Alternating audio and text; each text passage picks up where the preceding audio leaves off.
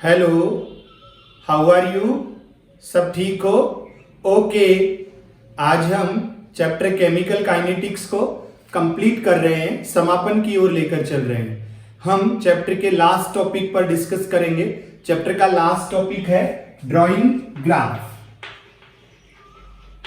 Drawing graph, इस topic में हम किसी गिवन इक्वेशन के लिए ग्राफ ड्रॉ करना सीखेंगे। इसके लिए हम एक इक्वेशन यूज करेंगे।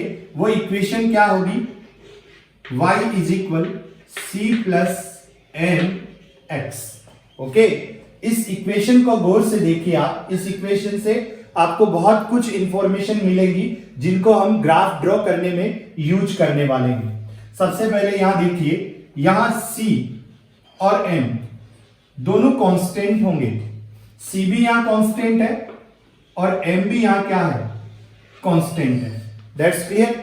तो वेरिएबल्स कौन है? यहां y वेरिएबल है और x वेरिएबल है। तो सबसे पहली इंफॉर्मेशन आपको मिल गई कि ग्राफ किस किस के बिटवीन ड्रॉ होगा। ग्राफ y और x के बिटवीन ड्रॉ होगा। Clear condition. y एक्सिस पर हम y ले लेंगे, x एक्सिस पर हम x ले लेंगे। y और x के बिटवीन हम क्या ड्रॉ करेंगे? ग्राफ। चलिए हम ग्राफ प्लॉट करने की एक कंडीशन तैयार करते हैं। यहां पे ये लीजिए, यहां जीरो के इस तरफ जो वैल्यू होंगी वो सारी प्लस वैल्यू होंगी और इस तरफ जो वैल्यूज होंगी वो सारी माइनस वैल्यू होंगी। Clear condition. जैसे यहां +1 +2 +3 +4 -1 -2 -3 -4। तो ये थी फर्स्ट इंफॉर्मेशन, आपको पता होनी चाहिए थी। सेकेंड इंफॉर्मेशन, ये ग्राफ कहां से स्टार्ट करोगे आप? ग्राफ को स्टार्ट कहां से करना है? तो ग्राफ स्टार्ट होगा c की वैल्यू से।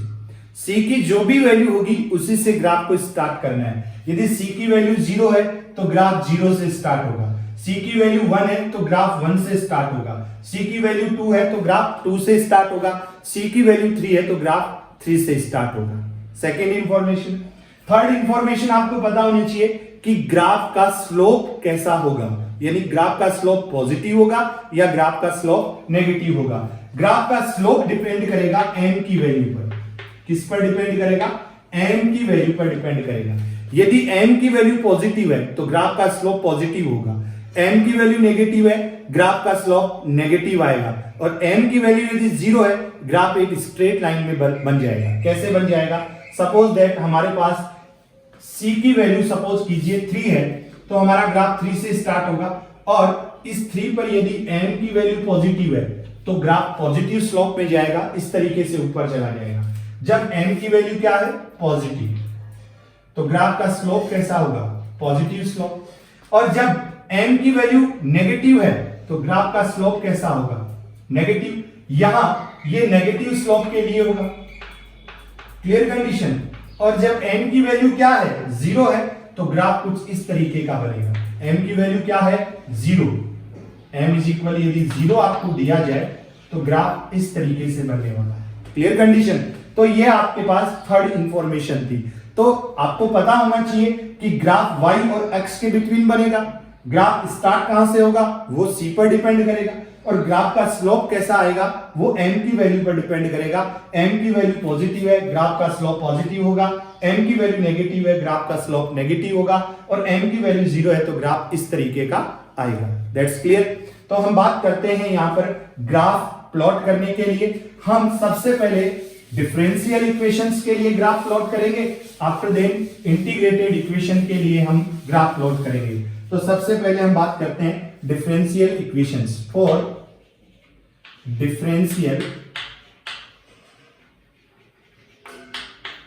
इक्वेशंस, डिफरेंशियल इक्वेशन के लिए ग्राफ प्लॉट करने की बात करते हैं। और इस सीक्वेंस में हम सबसे पहले बात करेंगे जीरो ऑर्डर रिएक्शन पर। Zero order reaction. Zero order reaction का डिफरेंशियल इक्वेशन किस तरीके से लिखा गया? तो हमने बात की थी कि dr upon dt is equal rate constant into molar concentration to the power 0।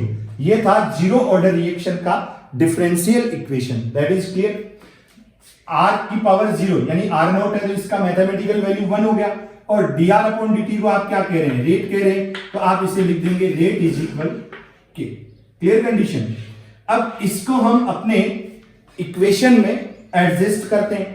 Rate is equal के को हम अपनी इक्वेशन, कौन सी equation, y is equal C plus M x में फिट करने की कोशिश करते हैं। क्या ये इक्वेशन यहां अप्लाई हो रही है कि नहीं, तो चेक कर लेते हैं। रेट y इज इक्वल, यहां के जो है वो c है, क्लियर कंडीशन, लेकिन mx यहां पर से गायब है, यहां mx नहीं है। इसका मतलब हमारी ये इक्वेशन अधूरी है। यहां ग्राफ प्लॉट होगा या नहीं होगा ये हम कह नहीं सकते, लेकिन हमें तो ग्राफ प्लॉट करना है, तो हम कुछ जुगाड़ कर लेते हैं। चलो क्या जुगाड़ करते हैं, जुगाड़ ऐसा कर लेते हैं कि ये जो इक्वेशन है यहां पर, कौन सी इक्वेशन, रेट इज इक्वल के, इस इक्वेशन में एक जुगाड़ फिट करते हैं, हम +0 लिख देते हैं।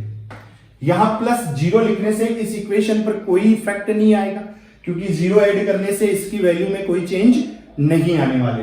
That is clear. और इस 0 को ऐड कर दिया तो हमारे पास m तो हो गया, लेकिन अब x फिर पेंडिंग है, तो x को हम लाने के लिए यहां क्या करेंगे, इस 0 के साथ इनटू कॉन्सेंट्रेशन लिख देंगे, into concentration. That is clear. अब 0 के साथ कॉन्सेंट्रेशन को मल्टीप्लाई कर दिया तो भी कोई फर्क नहीं पड़ेगा। क्यों? क्योंकि हम जानते हैं जो भी 0 से टकराएगा वो 0 हो जाएगा। ये बात हम नहीं कह रहे हैं, ये अमिताभ बच्चन ने कही थी। कौन सी मूवी में कही, एग्जैक्ट याद नहीं आ रहा है, लेकिन अमिताभ बच्चन ने अपनी मूवी में कहा था कि जो 0 से टकराएगा वो भी 0 हो जाएगा। तो आपको यहां आपको भी पता है कि 0 से जब किसी को मल्टीप्लाई करोगे तो वो सारी वैल्यू क्या हो जाएगी, 0 हो जाएगी, और इस इक्वेशन पर कोई फर्क नहीं पड़ेगा। लेकिन अब हमारा काम हो गया इस जुगाड़ से। कैसे हो गया, चलो चेक करते हैं। तो ये तो हो गया y इज इक्वल, ये हो गया c, ये 0 हो गया m, और कॉन्सेंट्रेशन क्या हो गया x। ये लीजिए आपका इक्वेशन बन गया y is equal C plus M X. अब हम इस इक्वेशन से यहां ग्राफ ड्रॉ कर सकते हैं। देखिए कैसा ग्राफ बनेगा, चलो ग्राफ बनाते हैं।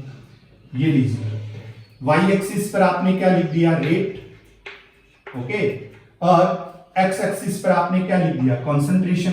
तो ये रेट और कॉन्सेंट्रेशन के बिटवीन आप ग्राफ ड्रॉ कर रहे हैं।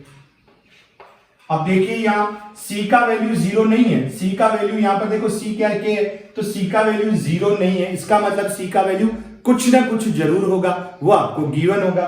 सपोज दैट आप मान लीजिए यहां c है, तो हमारा ग्राफ यहां से स्टार्ट होगा, लेकिन ग्राफ का स्लोप कैसा होगा वो डिपेंड करेगा किसकी वैल्यू पर, m की वैल्यू पर, और m की वैल्यू 0 है तो आपका ग्राफ कुछ इस तरीके से होगा। m की वैल्यू 0 है तो ग्राफ इस तरीके से बनेगा।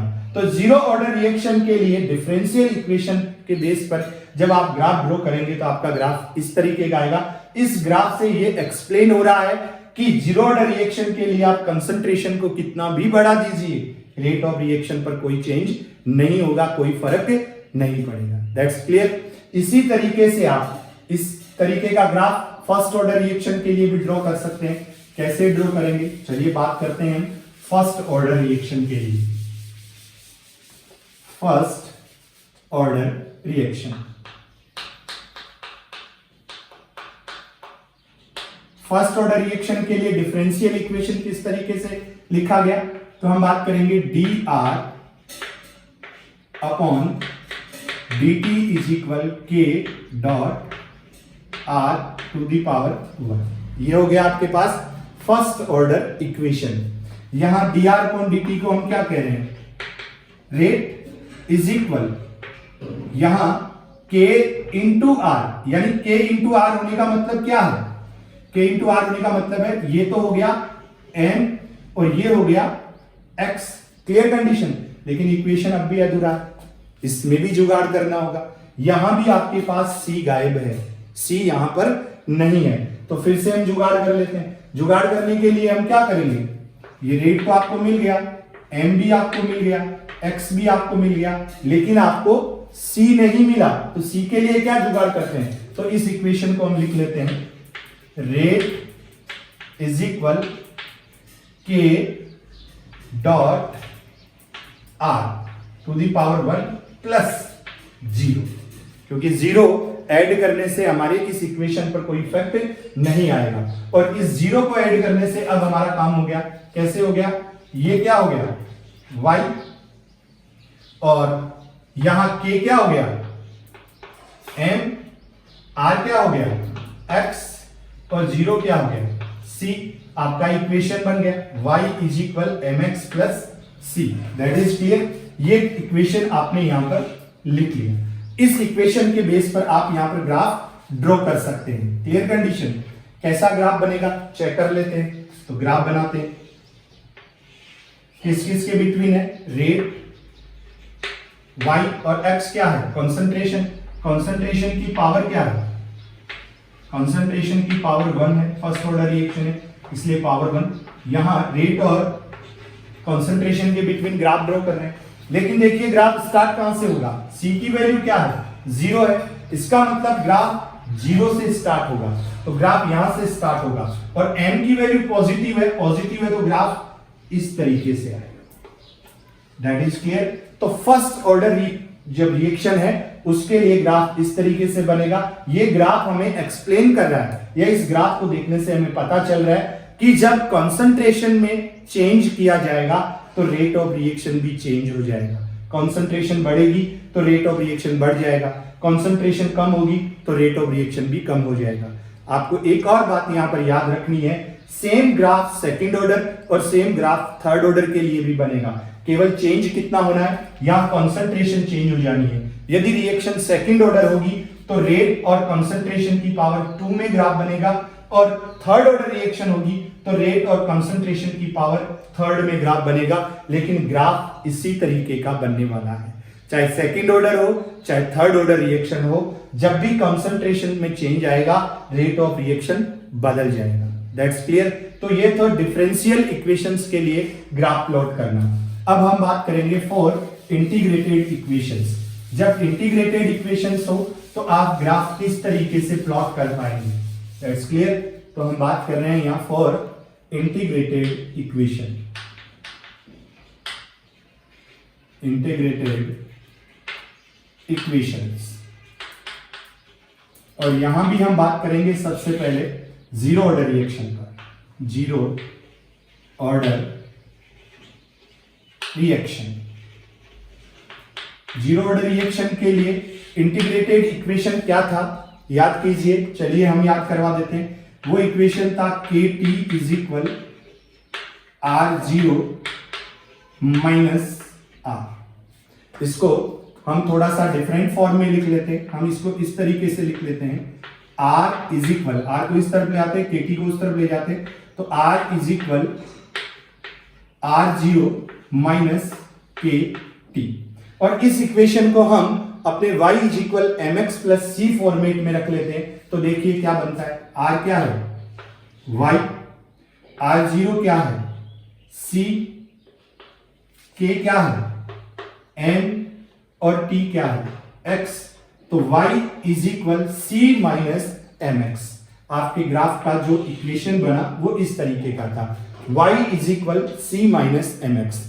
इस इक्वेशन से हम ग्राफ ड्रॉ करते हैं तो देखिए हमारे पास किस तरीके का ग्राफ बनेगा। ये लीजिए y एक्सिस पर क्या है? r, और x एक्सिस पर क्या है? t time. r और t के बिटवीन आप ग्राफ ड्रॉ कर रहे हैं। अब हमें देखना है c की वैल्यू यहां भी जीरो नहीं है, इसका मतलब c की वैल्यू कुछ ना कुछ जरूर होगी जो गिवन होगी। तो c की वैल्यू जो भी है, हम मान लेते हैं यहाँ c की वैल्यू यहां है, तो c की वैल्यू जो भी है वहां से ग्राफ प्लॉट करना है। लेकिन ग्राफ का स्लोप कैसा होगा वो डिपेंड करेगा m की वैल्यू पर। m कैसा है? नेगेटिव है, नेगेटिव m है, इसलिए ग्राफ का स्लोप नेगेटिव होगा। इस तरीके से ये ग्राफ आएगा। और ग्राफ का स्लोप किसके इक्वल होगा? माइनस के। आप यहां पर लिख दीजिए स्लोप किसके इक्वल है, तो लिखिए स्लोप इज इक्वल माइनस के। अब ये देखिए ये क्या है? ये है इंटरसेप्ट ग्राफ के लिए, इसको क्या बोलेंगे? इंटरसेप्ट। और इंटरसेप्ट क्या है? R0। इंटरसेप्ट क्या है? R0 है। ये चेंज नहीं होता है। आप याद रखना किसी भी इक्वेशन के लिए उसका इनिशियल कंसंट्रेशन कभी भी चेंज नहीं होता है। कैसे? जैसे आपको घर से निकलना है और कहीं जाना है, तो आपके निकलने की जगह घर ही होगी। अब जाना आपको, सपोज कीजिए आप जब घर से निकले तो आपने सोचा था कि आप मार्केट जाएंगे, लेकिन आप मार्केट नहीं जाकर, हो सकता है आप प्लेग्राउंड चले जाएं, खेल के मैदान में, हो सकता है आप सिनेमा हॉल चले जाएं, हो सकता है आप सब्जी मंडी चले जाएं। तो ये आप पर डिपेंड करता है कि आपकी मंजिल क्या है, लेकिन आपका जो रवाना होने का स्थान है, यानी रवाना कहां से हो रहे हैं, आप स्टार्ट कहां से कर रहे हैं, वो कभी भी चेंज नहीं होगा। स्टार्ट आप घर से ही होंगे, आपका फाइनल जो स्टेज है, आप कहां पहुंचने वाले हैं, वो कौन सा होगा, मे बी वो बदल सकता है। तो किसी भी रिएक्शन के लिए इनिशियल कॉन्सेंट्रेशन कभी भी चेंज नहीं होती है। तो integrated equation for zero order है, तो इस तरीके का ग्राफ आप यहां पर ड्रॉ करेंगे और ग्राफ का स्लोप किस पर डिपेंड करेगा, -k पर। इसी तरीके का ग्राफ हम फर्स्ट ऑर्डर इक्वेशन के लिए भी यहां पर ड्रॉ कर लेते हैं। First order equation, first order equation, first order equation के लिए आपके पास किस तरीके का इक्वेशन लिखा हुआ था, तो उसे भी याद कर लीजिए। kt is equal 2.303 log r0 upon r। Okay, इसको थोड़ा सा सॉल्व कर लेते हैं। सॉल्व करने के लिए क्या करें, हम लिख लेते हैं kt upon 2.303 is equal log r0 minus log r, और इस log r को इस तरफ ले आते हैं और kt 2.303 को उस तरफ ले जाते हैं, तो आपके पास कैसा इक्वेशन बन जाएगा, log r is equal log r0 minus kt upon 2.303। अब इस इक्वेशन को हम अपने उस इक्वेशन पर अप्लाई करते हैं, तो देखिए ये तो क्या बन गया, y इज इक्वल, ये क्या बन गया, c माइनस ये k अपॉन 2.303 क्या है, n। देखिए ये n है और t क्या है, x, तो बन गया y is equal c minus mx, और इसके बेस पर हम ग्राफ ड्रॉ कर सकते हैं। तो देखिए ग्राफ कैसा बनेगा, ग्राफ किस किस के बिटवीन है, ग्राफ log r और t के बिटवीन है, तो यहां तो लिख देते हैं log r और यहां लिख देते हैं t टाइम log r और t के बिटवीन ग्राफ है। c की वैल्यू क्या है, वहीं से ग्राफ स्टार्ट करना है, तो देखिए c की वैल्यू यहां log r0 दिया हुआ है, इसका मतलब 0 नहीं है, तो ग्राफ कहीं ना कहीं से स्टार्ट होगा। मान लीजिए ग्राफ यहां से स्टार्ट हो रहा है, अब ग्राफ का स्लोप कैसा होगा, तो n की वैल्यू क्या है, नेगेटिव, इसका मतलब ग्राफ का स्लोप कैसा आना है, नेगेटिव स्लोप आना है, तो ग्राफ इस तरीके से आएगा। ग्राफ का स्लोप किस पर डिपेंड करेगा, यानी किसके इक्वल है, तो आप लिखेंगे slope is equal minus k upon 2.303। Okay, और यहां इंटरसेप्ट क्या है, इंटरसेप्ट आपके पास हो गया log r।